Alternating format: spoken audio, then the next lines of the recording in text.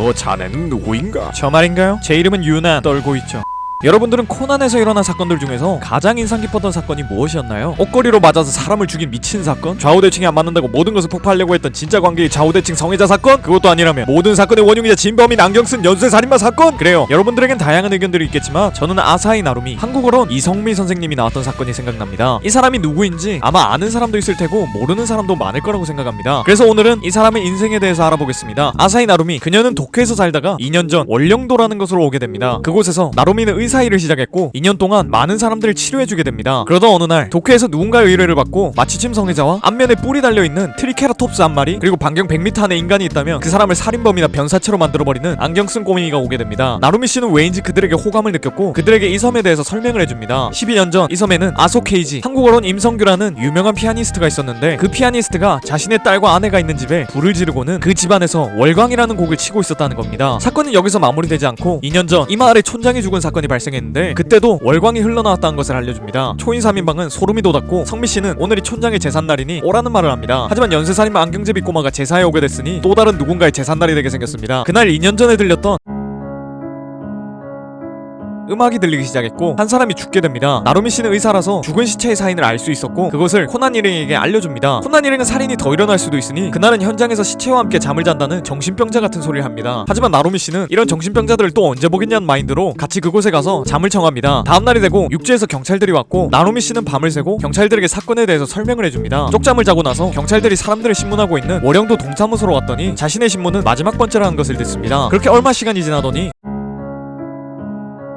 또다시 음악 소리가 들립니다. 가봤더니 또 한 사람의 시체가 발견됐고 성미씨는 또 그곳에서 시체의 사망 시각과 사인을 알려줍니다. 한 번 더 일어난 사건 때문에 모두가 충격에 빠져있었고 조만간 뒤질 것 같은 남자가 불 속에서 피아노를 쳤던 피아니스트 아소케이지가 살아있단 말을 합니다. 나루미씨는 관종인가 하면서 무시를 했고 그날 밤 그 남자는 죽은 채 발견됩니다. 그 일이 있고 나서 조금 뒤 안경잡이 꼬마랑 같이 온 마취침 중독자 양반이 사람들을 모두 마을 동사무소로 불러들입니다. 나루미씨는 거기서 마취침 중독자가 내뱉는 말들을 듣다가 지금까지 밀어놨던 일을 하기 위해 슬며시 빠져나옵니다. 그리고 죽은 피아니스트가 쳤던 피아노가 있던 집으로 가서 불을 지르고 피아노 앞에 앉아 슬픈 미소를 짓습니다. 그때 누군가가 아직 안 끝났다고 하며 들어옵니다.